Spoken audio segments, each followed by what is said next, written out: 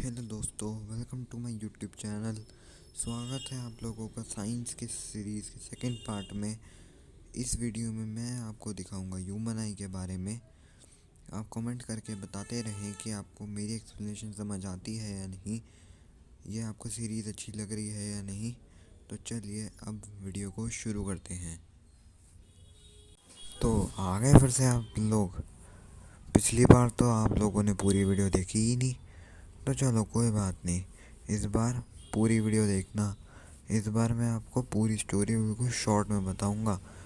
इस वीडियो को ज़्यादा लंबा नहीं लेकर जाऊंगा, तो वीडियो पूरी देखना, लास्ट तक बने रहना। और ये ज़रूर बताना कि वीडियो कैसी लगी, क्योंकि ऐसी ही मुझे आगे भी देखना है, तो कमेंट्स में आप लोगों को बताना पड़ेगा। तो अगर हम देखें तो इस चैप्टर में बहुत सारा पार्ट कटा हुआ है, तो उसमें से जो सबसे मेन जो पार्ट कटा हुआ है वो है ह्यूमन आई। तो ह्यूमन आई वाला पार्ट बिल्कुल नहीं करना है। तो जितना भी बीच में आ रहा है जो मैंने क्रॉस कर रखा है वो हमें नहीं करना है, हमें सिर्फ करना है द कलरफुल वर्ल्ड वाला पार्ट। तो अगर पहले इस चैप्टर में बात कर लें क्या क्या है, तो वो है रिफ्रैक्शन। सबसे पहली बात तो refraction through glass prism, dispersion of light. फिर एटमॉस्फेरिक रिफ्रैक्शन, जिसके उसके दो इफ़ेक्ट्स क्या क्या होते हैं, जो होते हैं twinkling of stars, advance sunrise and delayed sunset. और फिर आखिरी में जो आएगा वो है स्कैटरिंग ऑफ लाइट, जिसमें तीन चीज़ें हैं, Tyndall effect, why's colour of sky blue और colour of sunrise and sunset. इसके बाद आपका चैप्टर फिनिश हो जाएगा। इसमें छोटी मोटी चीज़ें और भी हैं जो बहुत इंपॉर्टेंट भी हैं, तो हम वो भी पढ़ेंगे, साथ साथ हम ये भी देखेंगे। तो चलिए इस चैप्टर को शुरू करते हैं। Refraction of light through a prism. You have learn how light gets refracted through a rectangular glass slab. हमने पिछले चैप्टर में देखा था कि किस तरीके से जो लाइट है जब किसी ग्लास स्लैब से जब एक मीडियम से दूसरे मीडियम में जाती है तो रिफ्रैक्ट होती है, मतलब वो अपनी डायरेक्शन चेंज करती है। जैसे अगर एयर से ग्लास स्लैब में जाती है तो रिफ्रैक्ट होती है ना। चाहे वो वाटर में जाए, चाहे वो किसी भी, अगर मीडियम चेंज हो रहा है तो रिफ्रैक्शन होनी ही होनी है। ठीक है, तो हमने ये पहले चैप्टर में देखा था। For parallel refracting surfaces as in glass slab, the emergent ray is parallel to the incident ray।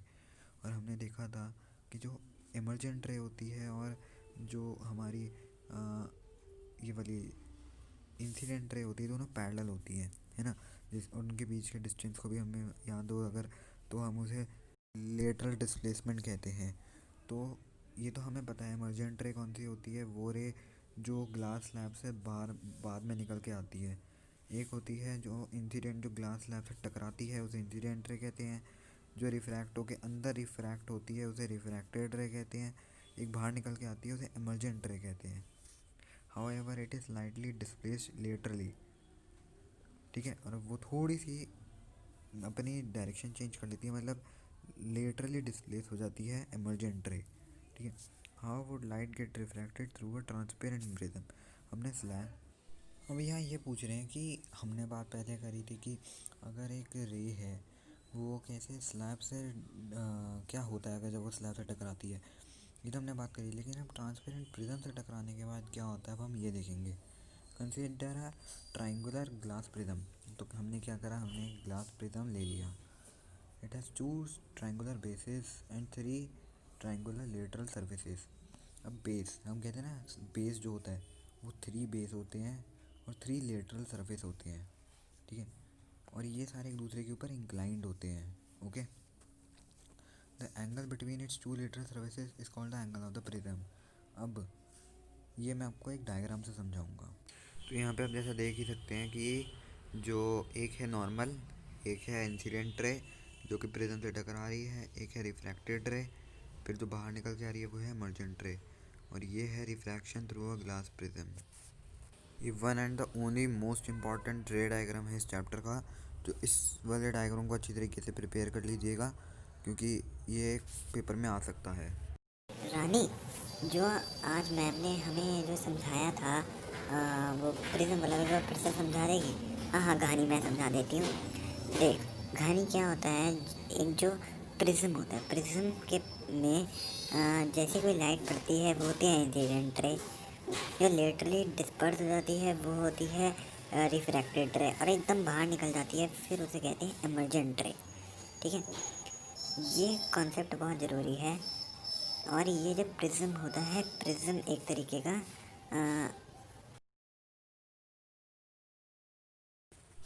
Now next part, dispersion of white light by a glass prism. अभी हमने रिफ्रैक्शन देखी थी, अब हम डिस्पर्जन देखेंगे। अब पहली बात तो डिस्पर्जन का मतलब क्या होता है। डिस्पर्जन का मतलब होता है जब एक लाइट, अब जैसे सनलाइट है, सनलाइट का एक्चुअल कलर क्या है, वाइट है। जब वो ग्लास प्रिज्म से टकराती है तो वो 7 कलर्स में ब्रेक हो जाती है, मतलब बदल जाती है, जो कि है violet, indigo, blue, yellow, green, orange, red, VIBGYOR. ठीक है, तो इस प्रोसेस को कहते हैं डिस्पर्जन। ठीक है, एक यू मस्ट हैव प्रिज्म के सीन बीच में एंड जो रे एप्रिकेटेड टकराती है और रिफ्रैक्ट होती है, उसके बीच के स्पेक्टेकुलर एंगल को कलर्स इन बोलते द हैं रेनबो। प्रिज्म। और तो ये बिल्कुल हमने देखा ये लिटरली कि इन्वर्टेड होता रेनबो में है। कौन से थैंक यू कलर्स होते रानी, अब हैं। मुझे समझ 7 आ टाइप गया। के कलर्स होते हैं, कोई जो नहीं कहानी, अभी मैंने कोई नहीं, बताया बहुत विबग्योर। ईजी है, हाउ ध्यान कुड द से वाइट सुनना है light of the bus, sun give और डरना नहीं अस है। वेरियस कलर्स ऑफ ठीक द है रेनबो। रानी, अब ये थैंक यू कलर्स रानी। आते कैसे हैं। हमें पता है कि रेनबो बनता है, लेकिन वो रेनबो बनता कैसे है। Before we take up this question we shall first go back to the refraction through glass prism. अब इसका आंसर देने से पहले हमें पहले फिर से रिफ्रैक्शन वाले कॉन्सेप्ट पे जाना होगा। The inclined refracting services of glass prism show exciting phenomena. अब एक फिनोमिना मतलब एक प्रोसेस होती है, उस प्रोसेस के बारे में जब हम बात करेंगे, उसको समझेंगे, तब हमें समझ आएगा कि रेनबो कैसे बनता है। तो अब हमें क्या करना है, कार्डबोर्ड का पीस लेना है, उसमें होल कर देना है, उस पर सनलाइट आने देनी है। ठीक है, और उसके बाद एक ग्लास प्रिज्म रखना है। ठीक है, और ग्लास प्रिज्म, अब हम जब एक होल करेंगे बीच में, तो उस होल से लाइट पास होने देनी है।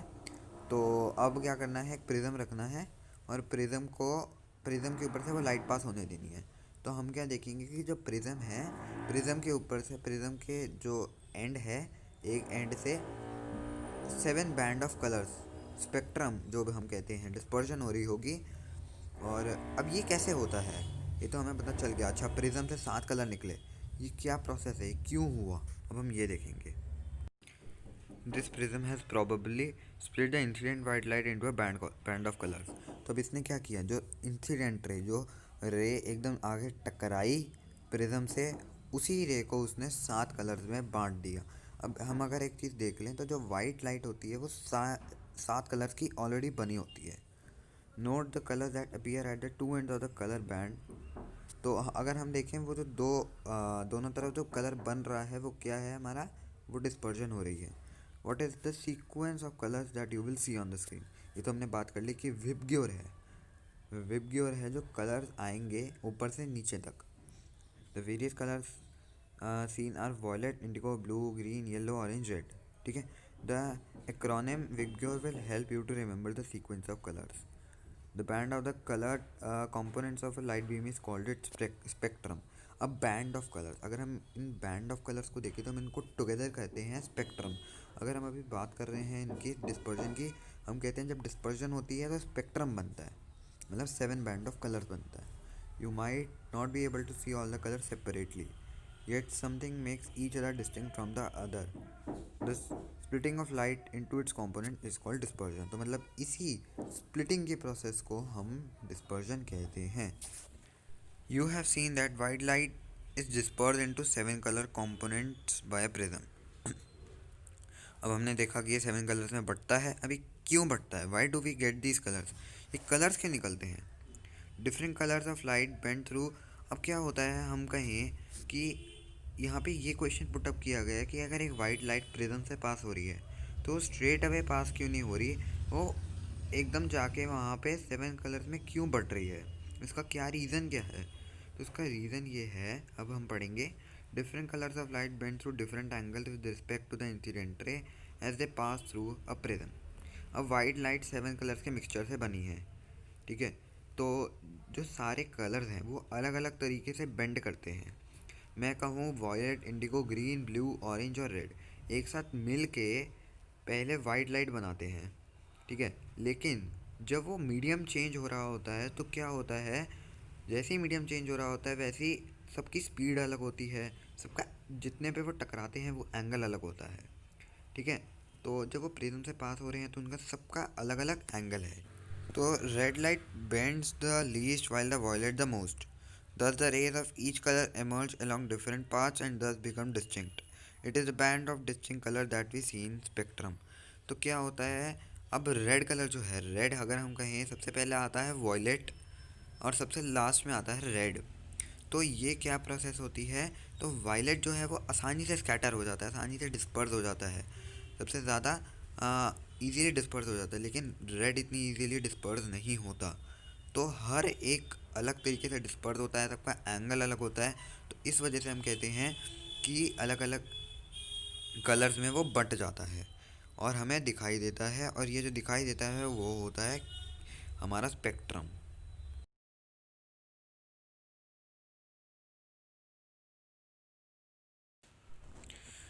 Isaac Newton was the first to use a glass prism to obtain the spectrum of sunlight.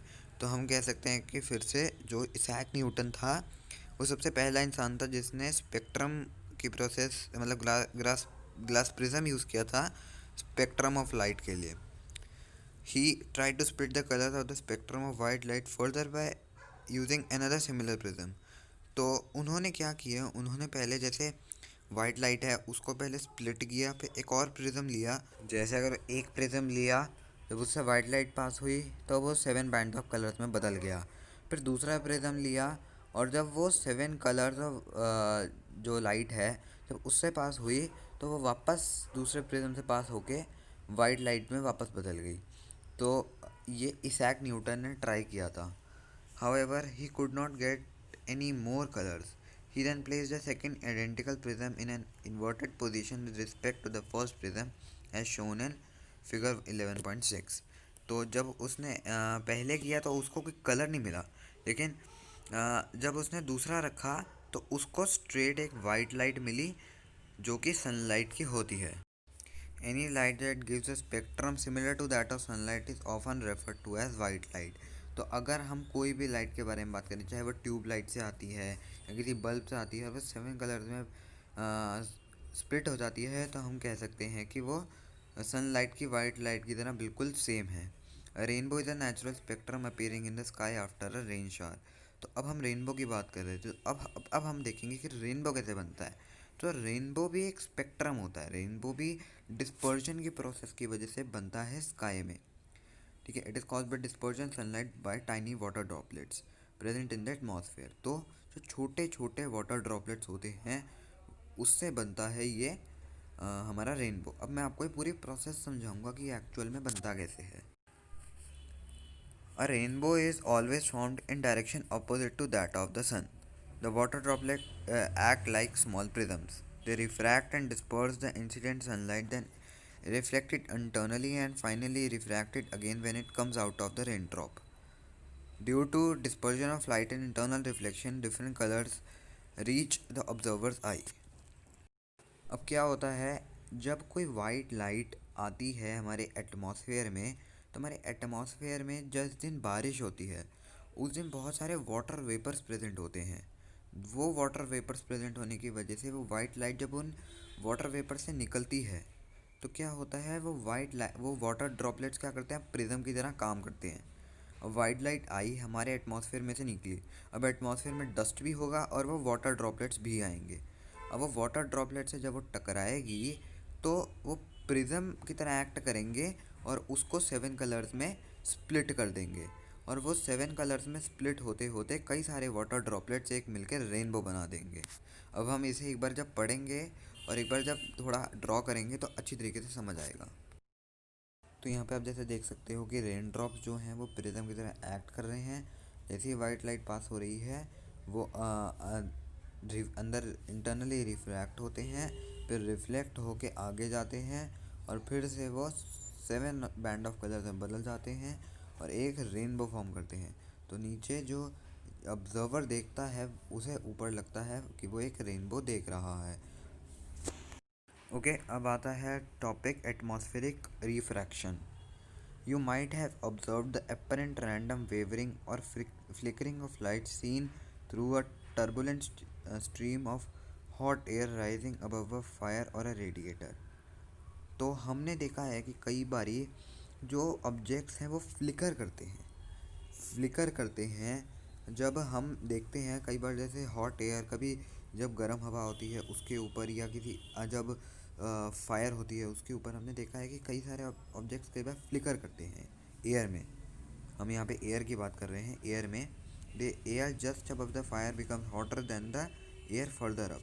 अभी क्यों होता है ये? इसलिए होता है क्योंकि जो एयर है वो जो फायर के ऊपर होती है या रेडिएटर के ऊपर होती है वो ज़्यादा गर्म होती है, और जो बिल्कुल ऊपर होती है वो ठंडी होती है। The hot air is lighter. जो गर्म होती है, जो गर्म एयर होती है फायर के ऊपर, वो बहुत ज़्यादा हल्की होती है, और कूलर एयर बहुत ज़्यादा भारी होती है। ठीक है। And has a higher refractive index slightly than that of the cooler air. और इसका जो हॉटर एयर है उसका रिफ्रैक्टिव इंडेक्स भी थोड़ा कम होता है as compare to cooler air. Since the physical conditions of the refracting medium air are not stationary, the apparent position of the object as seen through the hot air fluctuates. अब अगर हम कहें पहले कूलर एयर है जिसका refractive index अलग है, फिर दूसरे का है हॉटर एयर जिसका रिफ्रैक्टिव इंडेक्स अलग है, तो दोनों का रिफ्रैक्टिव इंडेक्स अलग होने की वजह से जो ऑब्जेक्ट है वह फ्लक्चुएट होता है। जो अगर हम देखें, जब लाइट पास होगी कूलर एयर में अलग स्पीड में पास होगी, हॉटर एयर में अलग स्पीड से पास होगी, तो जब हम देखेंगे ऑब्जेक्ट को, हम एयर में देखेंगे तो हमें दिखेगा अलग रिफ्रैक्टिव इंडेक्स होने की वजह से वो हमें लगेगा जैसे वो फ्लिकर कर रहे हैं, ट्विंकल कर रहे हैं। जैसे हम ट्विंकलिंग ऑफ स्टार्स भी देखते हैं, वो ट्विंकल क्यों करते हैं? क्योंकि हमारे एटमॉस्फेयर में रिफ्रैक्शन हो रही है। This wavering is thus an effect of atmospheric refraction. The twinkling of stars is a similar phenomenon on a much larger scale. Let us see how we can explain it. अब हम twinkling of stars का phenomenon देखेंगे कि वो कैसे atmospheric refraction से relatable है और कैसे वो एक्चुअल में होता है। Twinkling of stars. The twinkling of star is due to atmospheric refraction of star light. अब ये होता किस वजह से है? ये होता है हमारा ट्विंकलिंग ऑफ स्टार जो होता है वो एटमॉस्फेरिक रिफ्रैक्शन की वजह से होता है। The star light on entering the atmosphere undergoes refraction continuously before it reaches the earth. अब जो स्टार की जो लाइट आती है वो हमेशा रिफ्रैक्ट होती रहती है और फिर हमारे आँखों तक पहुँचती है। अब रिफ्रैक्ट क्यों होती है? क्योंकि हर बार मीडियम चेंज होता रहता है, कभी हॉटर मीडियम, कभी कूलर मीडियम, कभी कभी कोई मीडियम, इस वजह से वो रिफ्रैक्ट होती रहती है। तो atmospheric refraction occurs in the medium of gradually changing refractive index. Refractive index change होगा, स्पीड ऑफ लाइट चेंज होगी, तो एटमॉस्फेरिक रिफ्रैक्शन होगा। Since the atmosphere bends starlight toward the normal, the apparent position of the star is slightly different from its actual position. अब हमने बात करी कि atmosphere में रिफ्रैक्शन हो रहा है। रिफ्रैक्शन का मतलब ही क्या होता है? जब कोई चीज़ दूर पड़ी होती है तो वो हमें अपने पास दिखती है। तो जब हम स्टार को देखते हैं, वो जो हमें दिखता है जब तो वो हमें पास दिखता है, लेकिन वो एक्चुअल में बहुत दूर होता है। वो किस वजह से होता है? वो रिफ्रैक्शन की वजह से होता है। वो जो लाइट होती है वो बेंड होती है नॉर्मल की तरफ, और वो हमें स्टार जो है वो पास की तरफ दिखता है according to its actual position. The star appear slightly higher than its actual position when viewed near the horizon. वो ऊपर की तरफ दिखता है, वो होता नीचे है लेकिन दिखता ऊपर है। Further, this apparent position of the star is not stationary, but keeps on changing slightly since the physical condition of the Earth's atmosphere are not stationary. तो कि हमेशा चेंज होती रहती है, क्योंकि जो हमारे एटमॉस्फेयर है, जो अर्थ के एटमॉस्फेयर है, उसकी फ़िज़िकल कंडीशन भी स्टेशनरी नहीं रहती। वो भी कभी ज़्यादा ठंडी एयर होती है, कभी गर्म एयर होती है किस जगह पे, तो वो भी चेंज होती रहती है। As was the case in the previous paragraph. Since the stars are very distant they approximate point source of light. तो वो इतनी दूर हैं, इस वजह से वो बिल्कुल एक पॉइंट सोर्स की तरह। As the path of rays light coming from the star goes on varying slightly. The apparent position of the star fluctuates and the amount of starlight entering the eye flickers. The stars sometimes appear brighter and at some other time fainter, which is the twinkling effect. तो यही होता है twinkling effect because of different refractive index star twinkles। और कभी वो हमें फेंटर दिखता है, कभी बहुत ही ज़्यादा दिखता ही नहीं है, मतलब एकदम ऐसा होता है जैसे स्टार नहीं दिख रहा, और कभी एकदम ब्राइट दिखता है, तो यही होता है twinkling effect. Why don't the planets twinkle? अब प्लैनेट्स क्यों नहीं ट्विंकल करते? The planets are much closer to the earth and thus seen an extended sources. अब वो बहुत, अब हमें दिखता है कई बार छोटे छोटे बिल्कुल एक पॉइंट सोर्स से दिखते हैं, वो कई बार प्लैनेट्स होते हैं, लेकिन वो ट्विंकल नहीं कर रहे होते। तो वो ट्विंकल क्यों नहीं कर रहे होते, हम वो देखेंगे। तो प्लैनेट्स जो हैं वो बहुत ही पास हैं। If we consider a planet as a collection of large number of point source light, the total variation in the amount of light entering our eye from all individual point source will average out to zero, thereby nullifying the twinkling effect. तो क्या होता है, जब वो light आती है, जो light वो आती है वो एकदम पॉइंट सोर्स होती है, और वो जो हमारी आँखों में आती है वो एक कम से कम उसकी एवरेज बिल्कुल ज़ीरो होती है। उसकी जो हमारी जो लाइट होती है, उसकी अमाउंट ऑफ लाइट जो रीच होती है हमारे पास, वो बिल्कुल ज़ीरो होती है। इस वजह से बिल्कुल बहुत ही कम ट्विंकलिंग इफेक्ट होता है, जितना होता है वो दिखता नहीं है हमें। पापा पापा, ये रात को स्टार्स को ट्विंकल करते हैं। बेटा देखो, स्टार्स ट्विंकल करने का मेन रीज़न, अभी तुम बहुत छोटे हो तो तुम नहीं समझ पाओगे, लेकिन फिर भी मैं तुम्हें समझा देता हूँ। देखो, स्टार्स ट्विंकल क्यों करते हैं? क्योंकि जो स्टार्स होते हैं वो बहुत दूर होते हैं, है ना, बहुत दूर होते हैं। तो जब लाइट आती है ना, जब लाइट आती है तो लाइट कई सारे लोगों से मिलती हुई आती है, वो सबको हाय हेलो करती है, बीच में रुकती है फिर चलती है, रुकती है फिर चलती है। तो इसलिए वो मिलने रुकने के चक्कर में वो बहुत लेट हो जाती है, और बहुत ही ज़्यादा, मतलब कभी हमें दिखती है फिर चली जाती है, फिर हमें दिखती है फिर चली जाती है। तो इसलिए वो उसको सबसे मिलना भी है, सब कुछ करना है, तो इस वजह से वो हमें ट्विंकलिंग इफेक्ट की तरह दिखती है, और यही मेन रीज़न है कि वो ट्विंकल करती है। अच्छा अच्छा, बाकी ना तुम जब बड़े होगे ना तब सीखोगे, ठीक है? अच्छा पापा, ठीक है, थैंक यू पापा।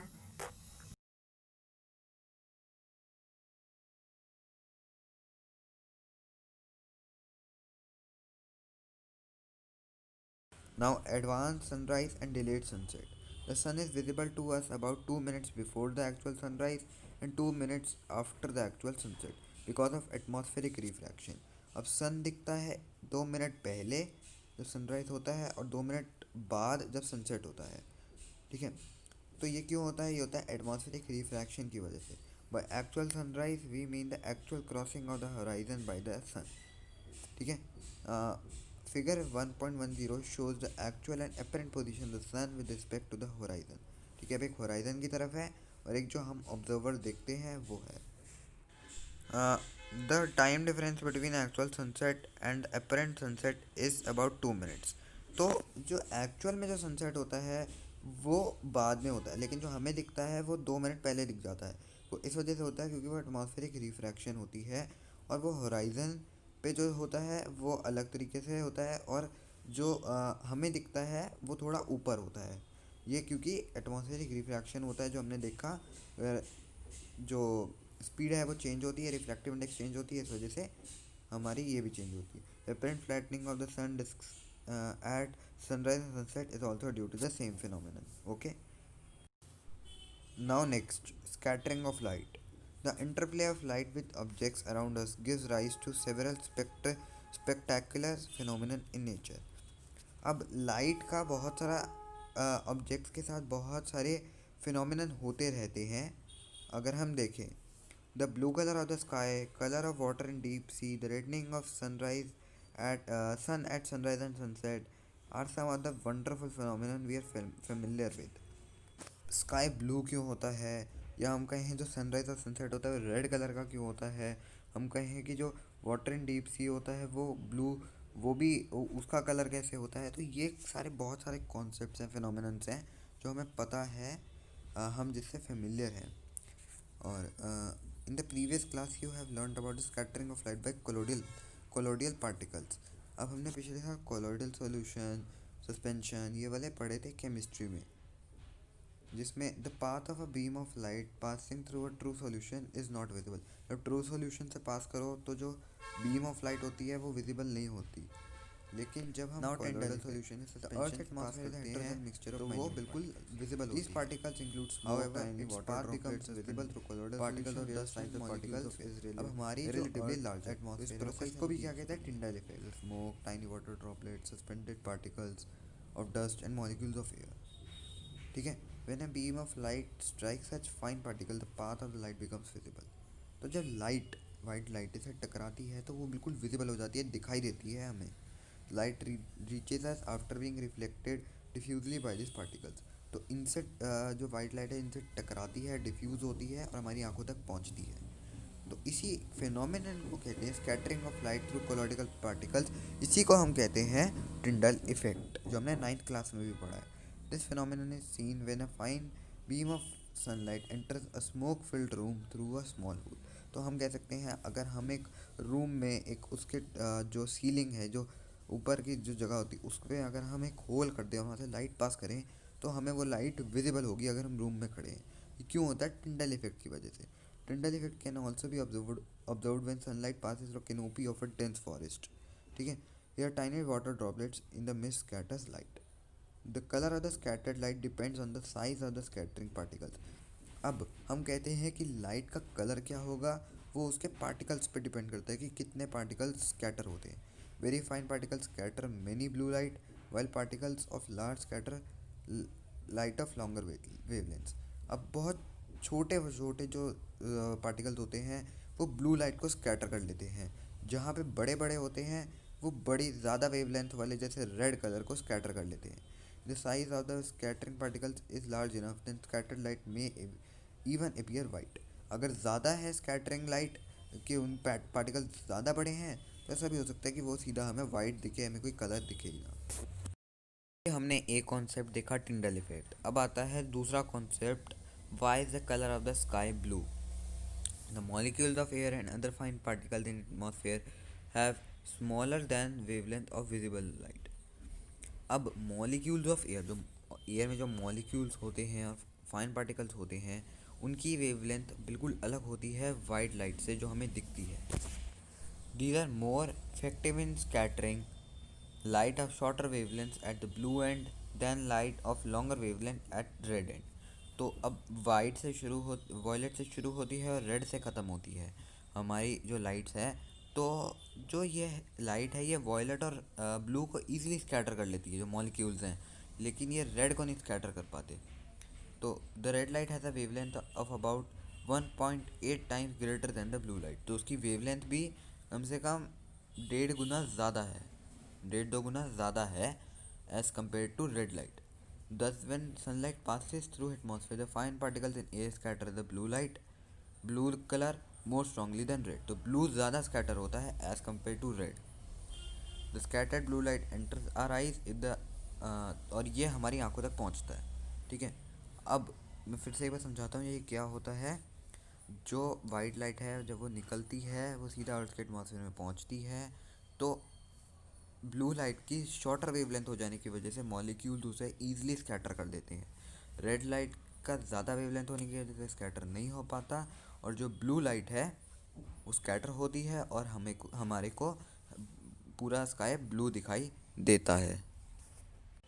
If the earth had no atmosphere then there would have not been any scattering. तो अगर कोई एटमॉस्फेयर ना होता हमारी अर्थ में तो कोई लाइट ही स्कैटर ना होती, हमारा जो स्काई है वो बिल्कुल डार्क दिखता, black. The sky appears dark to passengers flying at very high altitudes as scattering is not prominent at such heights. तो जब एस्ट्रोनॉट्स हैं या फिर जो माउंटेनियर्स होते हैं जब वो ऊपर जाते हैं तो उनको डार्क ही दिखता है क्योंकि वहाँ पर एटमॉस्फेयर इतना नहीं होता। ठीक है, you might have observe that danger signal lights are red in colour. अब हमने देखा है कि जैसे रेड लाइट पे होता है या कहीं पोल्स पे रेड लाइट होती है, वाइट ग्रीन ब्लू और कोई नहीं होती। अब ऐसा क्यों होता है, इसका रीज़न क्या है? ये बहुत इंपॉर्टेंट क्वेश्चन आ सकता है पेपर में। The red is least scattered by fog और smoke, therefore it can be seen in the same colour at a distance. तो हमें पता है कि सबसे ज़्यादा रेड की बहुत ज़्यादा वेवलेंथ होती है, तो रेड की ज़्यादा वेवलेंथ होने की वजह से वो ज़्यादा स्कैटर नहीं हो पाता और दूर से भी बहुत ज़्यादा डिस्टेंस से भी ईजीली विजिबल होता है। और इसीलिए अगर कोई भी दूर से कोई डेंजर होता है तो वहाँ पर रेड कलर से सिग्निफाई कर दिया जाता है, क्योंकि वो दूर से भी दिखाई दे जाता है और इसलिए उसे डेंजर का सिग्नल लाइट्स में ज़्यादातर रखा जाता है। Now colour of the sun at sunrise and sunset.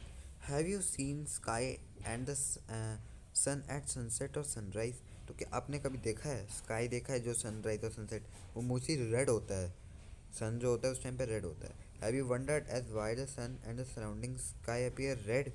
अब ऐसा क्यों होता है हम ये देखेंगे। Let us do an activity to understand the blue colour of the sky and reddish appearance of the sun at the sunrise and sunset. ठीक है, place a strong source of white light S at the focus of a converging lens. तो हमें कोई भी strong force white light के लिए कोई S point रखना है। ठीक है, the lens provide a parallel beam of light. Allow the light beam to pass through a transparent tank containing clear water. Allow the beam of light to pass through a circular hole C made in a cardboard. Obtain a sharp image on the circular hole on screen. ये ज़्यादा, ये बहुत थोड़ा complex है, ये actual में experiment करके दिखाया जा सकता है, तो ये मेनली स्कूल वाले करवाएंगे और पेपर में नहीं आता। और अगर मैं आपको शॉर्ट में बता दूँ इसमें क्या हो रहा है, तो यहाँ पे एक लेंस लिया गया है और लेंस को एक टैंक से जिसमें सल्फ़र है उससे पास किया गया है। तो ये देखा जा रहा है जो शॉर्टर वेवलेंथ है वो इजीली स्कैटर नहीं होती है, लेकिन जो लॉन्गर वेवलेंथ है वो जो शॉर्टर वेवलेंथ है वो हो जाती है, लेकिन जो जिसकी लॉन्गर वेवलेंथ है वो नहीं हो पाती है। और जो रेड कलर है वो इजीली वहाँ पे स्कैटर नहीं हो रहा था और जो बाकी कलर्स हैं वो स्कैटर हो रहे थे। The activity demonstrates the scattering of light that helps you to understand the bluish color of the sky and the reddish appearance of sun at the sunrise or sunset.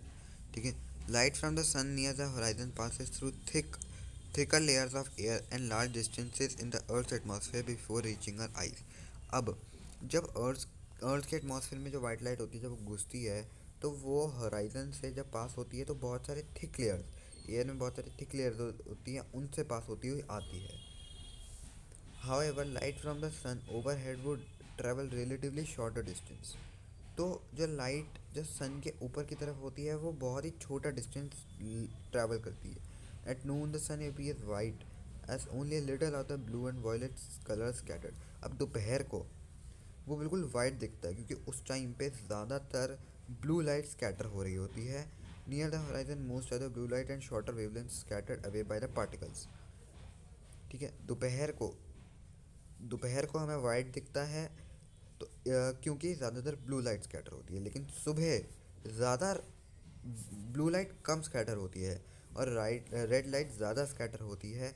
इस वजह से हमें सुबह रेड दिखता है और दोपहर को नून में हमें ब्लू दिखता है। Therefore the light that reaches our eyes is of longer wavelength, this give rise to the reddish appearance of the sun. तो आपका चैप्टर यहीं पे कंप्लीट होता है। एक बार मैं आपको सारे क्वेश्चंस और एक बार व्हाट हैव यू लर्नड एक बार ये भी बता देता हूँ। तो इसमें पहला, दूसरा और तीसरा तो नहीं है, चौथा है जिसमें डिस्पर्जन के बारे में बताया गया है, स्प्लिटिंग ऑफ वाइट लाइट और scattering of light cause the blue. तो और इसमें हमें स्कैटरिंग ऑफ लाइट और डिस्पर्जन के बारे में बताया गया है। तो हम क्वेश्चन आंसर्स पे चलते हैं। और अगर आपको मेरी एक्सप्लेनेशन पसंद आई हो, मज़ा आया हो, तो पक्का कमेंट्स करके बताइएगा। कमेंट्स में बताइएगा कि कैसी लगी एक्सप्लेनेशन। ऐसे ही वीडियोस के लिए सब्सक्राइब भी करिए। और चलिए अभी क्वेश्चन आंसर्स पे चलते हैं। तो इसमें भी आपका first, second, third, fourth, fifth, sixth, seventh, eighth और नाइन्थ क्वेश्चन डिलीटेड है। ज़्यादातर इसमें भी क्वेश्चन डिलीटेड है, बस 4 क्वेश्चन ये हैं जो आएंगे। तो उसमें है why do stars twinkle, 10th question. तो वाई डू स्टार्स ट्विंकल, इसका आंसर ये है स्टार्स ट्विंकल क्यों करते हैं, ये हमने पहले भी देखा है। सबसे पहली बात, the main phenomenon related to the twinkling of stars is refraction. तो मैं आपको फिर से एक बार एक्सप्लेन करता हूँ। जैसे ही लाइट आती है हमारे अर्थ के एटमॉस्फेयर में तो वो अलग अलग तरीके के मीडियम से पास होती है। जब अलग अलग तरीके के मीडियम से पास होती है तो उसका रिफ्रैक्टिव इंडेक्स चेंज होता जाता है और रिफ्रैक्टिव इंडेक्स चेंज होने की वजह से वो जो है अपने स्पीड ऑफ लाइट भी चेंज होती है और जब वो हमारी आंखों तक पहुंचती है तो हमें जो ऑब्जेक्ट है वो स्टार्स जो है वो ट्विंकल होते हुए दिखते हैं, और इस वजह से वो हमें अपेरेंट पोजीशन उनकी ऊपर भी लगती है, हमें ऐसा भी लगता है कि वो थोड़े ऊपर हैं, क्योंकि वो ट्विंकल हो रहे होते हैं और उनका रिफ्रैक्टिव इंडेक्स चेंज हो रहा होता है टाइम टू टाइम। ठीक है। अब why do planets do not twinkle, 11th question. तो ये इसका आंसर ये है कि जो प्लैनेट्स हैं वो बहुत ही ज़्यादा एक्सटेंडेड सोर्स है, बहुत ही क्लोज हैं, और जो हमारे प्लैनेट्स होते हैं तो वो point size sources of light होते हैं, और जो टोटल वेरिएशन होती है जो हमारे आँखों तक पहुँचती है, जो उनकी जो अमाउंट ऑफ लाइट होती है वो बिल्कुल ज़ीरो होती है। तो इस वजह से जो ट्विंकलिंग इफेक्ट है वो न्यूलीफाई हो जाता है, मतलब ख़त्म हो जाता है। अब आता है 12th question. Why does the sun appear reddish early in the morning. अब वो रेड कलर का क्यों दिखता है सुबह सुबह? तो इसका आंसर बहुत सिंपल है कि सुबह सुबह वो हमें रेड दिखता है, लेकिन दोपहर को वो हमें ब्लू दिखता है। दोपहर को जो है वो ज़्यादा ब्लू लाइट स्कैटर होती है, सुबह जो है वो ब्लू लाइट स्कैटर बहुत ही ज़्यादा कम होती है, और रेड लाइट ज़्यादा स्कैटर होती है। इस वजह से ब्लू लाइट कम स्कैटर होती है, इस वजह से रेड लाइट जो है वो हमें ज़्यादा दिखाई देती है। इसलिए जब सनराइज़ और सनसेट होता है तो हमें ज़्यादातर रेड लाइट दिखाई देती है, और हम कह सकते हैं कि जो सन है वो हमें रेडिश कलर का दिखता है। अब last question, why does the sky appear dark instead of blue to an astronaut. अब इसमें सबसे सिंपल आंसर है कि एटमॉस्फेयर, स्पेस में कोई एटमॉस्फेयर नहीं है। एटमॉस्फेयर ना होने की वजह से जो एक एस्ट्रोनॉट है उसे ब्लू कलर का नहीं दिखता बल्कि डार्क कलर का दिखता है। वहाँ पे कोई लाइट स्कैटर नहीं होती, ब्लू लाइट स्कैटर नहीं होती, और इस वजह से वहाँ पे हमें डार्क दिखता, एस्ट्रोनॉट्स को डार्क दिखता है और ब्लू नहीं दिखता है। ओके, तो ये आपके क्वेश्चन आंसर भी यहीं पे फिनिश हो जाते हैं। तो दोस्तों, कैसा लगा आपको ये chapter human I and the colourful world? मज़ा आया हो पढ़ने में तो लाइक ज़रूर कर देना, और कमेंट्स में बताना कि आपको और किस तरह के कॉन्सेप्ट्स चाहिए। तो मेरे से मिलना है, हमें दोस्तों से मिलना है, तो मेरे साथ बने रहना। तो मिलते हैं अगली बार। Bye bye.